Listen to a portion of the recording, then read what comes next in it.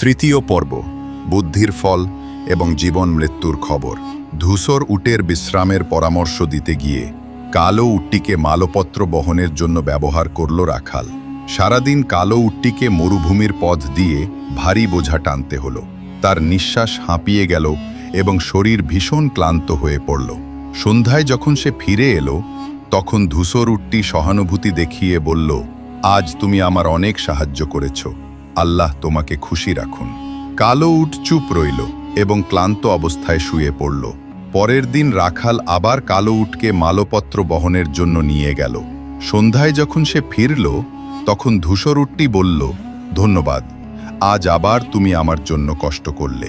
কালো উট ভাবতে লাগল, আমি পরামর্শ দিয়ে তো বড় বিপদে ফেঁসে গেছি। সে সারাদিন আরামে শুয়ে থাকে আর তার কাজ আমাকে করতে হয়।